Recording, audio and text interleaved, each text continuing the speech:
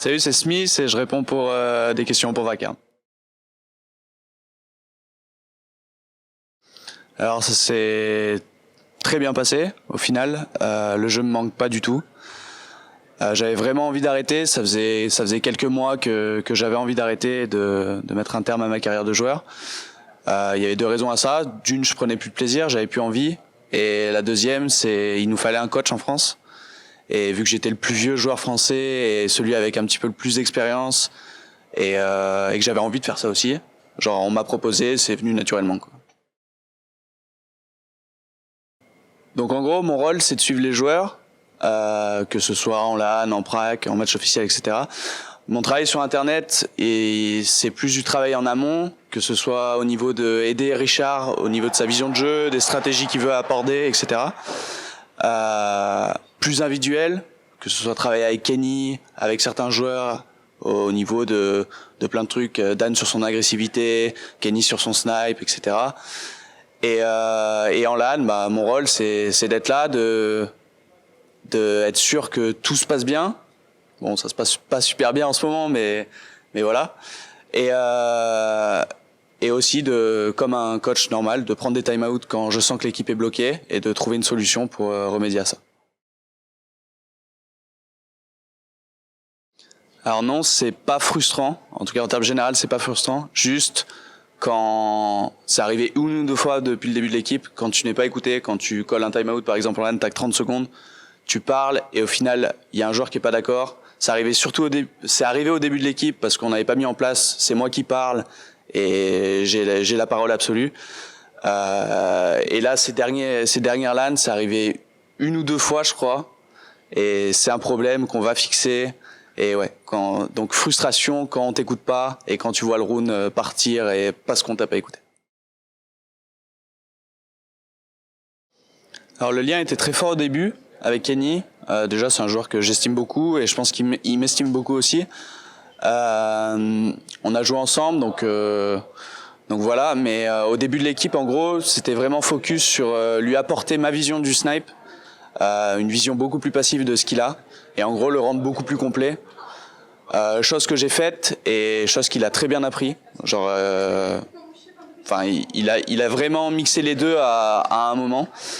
Et c'est pas que c'est oublié maintenant, c'est juste qu'on a laissé un petit peu ça de côté parce qu'au final à un moment faut qu'il joue de lui-même et il faut pas que je sois toujours derrière lui.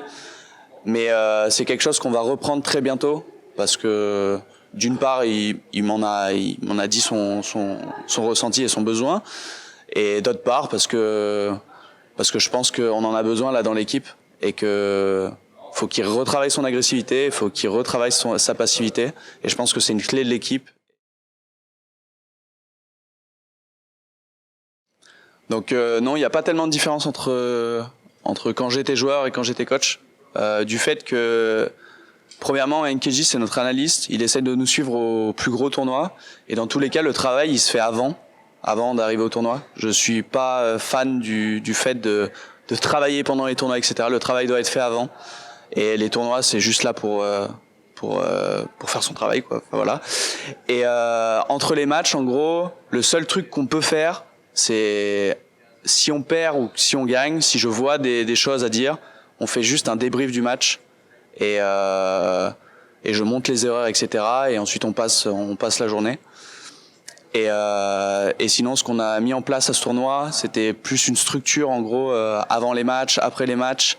Et voilà, c'est des sortes de briefs, de débriefs entre chaque match pour bien entamer les games et pour bien clôturer les matchs. Voilà. Sinon, comme j'ai dit, j'ai de la chance. Je pense que je suis un des seuls au monde d'avoir la chance d'avoir un analyste avec moi. Les coachs dans d'autres équipes font coach et analyste en même temps. Je pense que c'est un boulot qui doit être complètement dissocié parce que analyser les ennemis, ça prend énormément de temps. Et au final, moi, de juste lire les notes de Niklas, les statistiques de Niklas, etc. et de regarder, je regarde aussi des démos bien sûr, mais juste de lire tout ce qu'il fait, moi, ça me permet directement de retranscrire exactement avec mon cerveau, avec ma vision de jeu, ce qu'il faudra faire, etc. Donc je pense que Niklas est vraiment, vraiment, vraiment très important dans l'équipe et dans mon boulot de coach aujourd'hui. Alors, j'ai pas lancé le jeu. Non. J'ai pas fait un matchmaking MM, Pug ou n'importe quoi depuis que j'ai arrêté ma carrière. J'ai rien fait, pas de match avec mes potes, rien. J'ai pris qu'une fois avec l'équipe parce que Richard était pas là. C'était il y a 5 jours. Enfin voilà. Et sinon, je fais du warm-up avec les mecs de l'équipe tous les jours. On fait de la IM-map ou entre les maps ou voilà. Et enfin ça me suffit quoi. Je suis content avec ça et sinon je joue à d'autres jeux quoi. Donc non, j'ai pas eu de proposition de continuer ma carrière de joueur parce que au final la décision de passer de joueur à coach ça s'est fait vraiment en interne. Ça s'est fait avant le dernier major au final. Donc voilà, ça s'est fait entre le qualif major et le dernier major. Donc c'était vraiment en interne. J'ai juste eu une proposition du shuffle français. J'avais soit le choix de continuer de jouer avec Envy, soit de passer coach avec G2. Il y a 6 mois de ça, j'étais sûr à 100% que je voulais pas rejouer.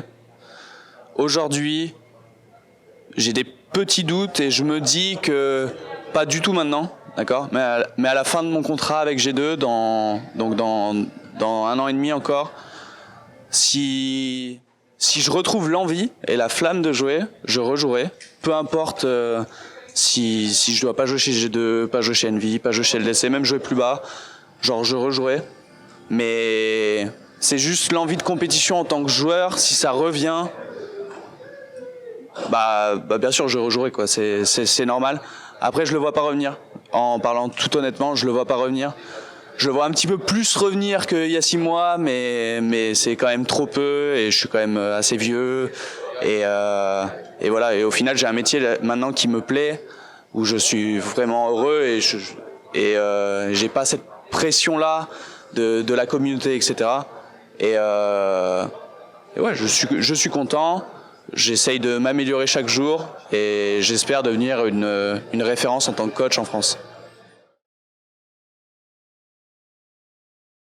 Je dirais aux ESL Pro League j'étais vraiment content parce que la manière était là, on va dire, dans l'arbre. À Tours je l'étais pas. J'étais content parce qu'on était devant notre public français, etc. Mais la manière dont on a gagné, je l'ai pas trouvé vraiment propre. Et même aux ESL Pro League, au final, on fait un mauvais group stage. C'est juste qu'on fait un très bon parcours dans l'arbre, on va SK et on balance d'une bonne façon. Donc, au final, on dirait que je suis content. Je suis content pour l'équipe, je suis content pour les joueurs. Mais je suis encore plus content quand on joue bien quelques matchs. Et après, ben, si on se fait défoncer parce qu'on joue mal, ben, j'aurai quand même ce sentiment de victoire et de... Ouais, enfin, je sais pas comment le dire, mais le titre en lui-même n'a moins d'importance quand tu es coach. Ça, c'est sûr. Alors oui, je lui ai dit à beaucoup d'events, chez G2V1, on appelle ça comme ça. Il a pris le lead quand Body est arrivé et quand on a écarté Exi. C'était plus un lead, enfin il s'est cherché, c'est pas qu'il s'est cherché au début, en fait il avait son plan de jeu, mais c'est juste qu'il laissait beaucoup de responsabilités à moi et à Adil in-game. Donc c'est-à-dire, je peux pas rentrer dans les détails, mais à l'heure actuelle maintenant, je trouve qu'il a pris complètement un autre niveau et toutes les défaites qu'on a eues en ce moment, genre ce n'est pas de sa faute. Ce n'est pas de sa faute et je trouve qu'il lead à la perfection. Genre on va tout le temps dans les bonnes zones, etc. C'est juste qu'on exécute mal, qu'on n'est pas ensemble. Et ça, c'est pas de la faute du lead. Et voilà, je trouve qu'il a pris un autre niveau en tant que lead depuis cette équipe. Et il travaille beaucoup déjà dessus. Et voilà, et j'espère qu'il va continuer. Et même si ça pâtit un petit peu son niveau individuel, j'espère que la communauté sera quand même là pour le féliciter de pouvoir mener genre 4 joueurs comme il a maintenant, genre au top si on y arrive. Au final, il y a rien qui ne me manque pas vu qu'au final je fais les mêmes horaires qu'un joueur. Hein. J'ai exactement pareil. Pendant l'heure de DM, je DM avec eux. Pendant les 6 heures de prac, je suis là à regarder, etc. Et même après, je vais appeler les joueurs un par un quand c'est nécessaire. Je vais parler avec Niklas. Enfin, au final, j'ai plus de boulot, beaucoup moins cérébral, on va dire. Genre, quand t'es joueur, c'est vraiment fatigant de rester très très concentré pendant 6 heures. Moi, au final, pendant que je regarde des pracs, je suis concentré bien sûr, mais c'est beaucoup moins fatigant. Sauf au début. Au début, ça l'était. J'ai eu très très mal à la tête parce qu'en gros, je chuchotais à des joueurs sur TS, j'écoutais la com sur TS, Niklas me chuchotait, donc il y avait anglais, français, plus regarder 5 écrans. Enfin, c'était vraiment le bordel. Mais au final, quand on arrive dans sa petite routine et que voilà, ça va. Donc, qu'est-ce qui me manque pas? Bah rien. Rien ne me manque. Et c'est pour ça qu'au final, je suis heureux et que j'ai pas envie de retourner jouer. C'est parce que rien ne me manque. La seule chose qui me manque un petit peu, comme j'ai dit, c'est quand on gagne un tournoi ou quand on perd un tournoi, de vraiment ressentir cette douleur en mode c'est de ma faute, quoi. C'est vraiment de ma faute parce que j'ai loupé un mec ou parce que j'ai pas fait le bon call à un moment ou parce que je suis nul ou parce que j'ai fait le con pendant la préparation, etc. En tant que coach, tu en as beaucoup moins parce que tu donnes des directives, elles doivent être écoutées bien sûr et elles sont écoutées, mais tu parles 4 fois pendant une game, quoi. Donc dans tous les cas, ma part de responsabilité, j'en ai, bien sûr j'en ai, NK en a, Jérôme en a. C'est plus la préparation, voilà, et l'organisation et voilà. Donc un grand merci à tout le monde, un très très grand merci à Dorian pour le dossier qu'il a fait sur moi. J'ai versé ma petite larme et ça m'a fait vraiment plaisir. Je sais qu'il y a passé beaucoup de temps, donc vraiment c'est vraiment bien.